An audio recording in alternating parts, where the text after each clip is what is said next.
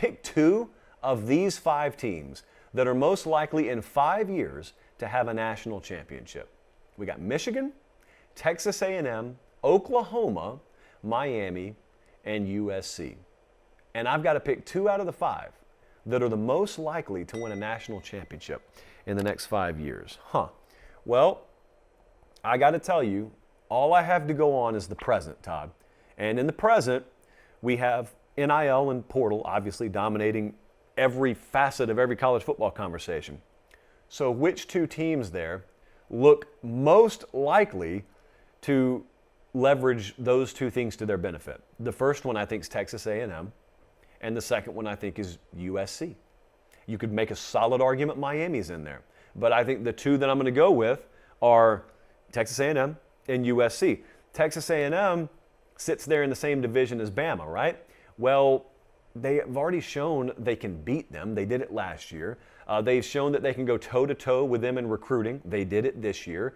Jimbo has shown absolutely not one micro ounce of fear of Nick Saban. I think that's pretty emphatic and has been stated in the past month. So a lot of the things that normally make you hesitate to buy into a team being able to compete with Bama, I don't necessarily know that those elements are in the room as much with Texas A&M. Not to mention, it doesn't seem like there are any signs that they're going to slow down in recruiting.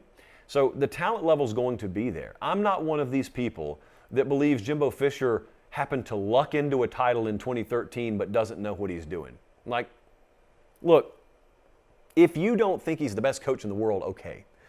But you know my philosophy on this. I've always found it funny, people who question a coach's actual coaching ability. Because if I got you in a room with him, he'd just talk circles around you. And so that doesn't mean that he's the greatest coach in the world, but it does mean you're not qualified to judge him. That's what I'm saying. Because you don't know what you're talking about. I'm including me there. But the difference is, I don't ever do it. I don't question a coach's actual X's and O's acumen. I don't, because I don't know what I'm talking about compared to them. So if you want to compare resumes, if you want to compare trophy cases, okay. Well, Jimbo's got a trophy. Not many more active coaches do. So I'm going to say him.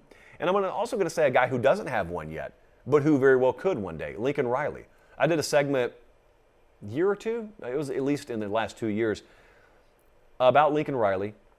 At the time, he was at Oklahoma, and a lot of people had already started to say his ceiling is making the playoff. His ceiling is getting there but coming short of a national championship.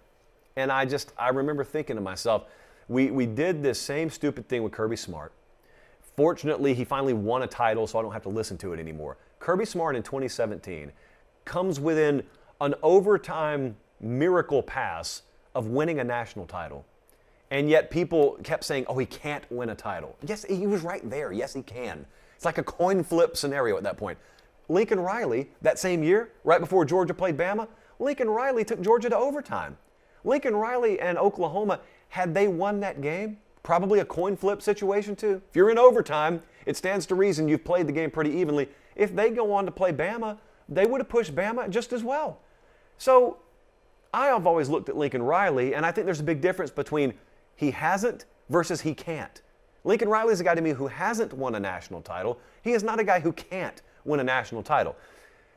But if you think he can't, I guess you disagree with me here, but I'm looking at USC, and I'm looking at the path he's going to have out there, and I'm looking at the ready-made access he's going to have to all the talent in the world, not the least of which is at the quarterback position. He already had that, though. I wonder, what did he learn at Oklahoma? What did he see about himself when he self-scouts his teams? How does he see himself as having to get better? And then how does he implement that at USC? That'll ultimately determine how far they go. NIL certainly not going to hurt, though. The portal certainly not going to hurt. So, I think out of those 5, if I had to take 2, Southern Cal's one of them, and Texas A&M is the other one.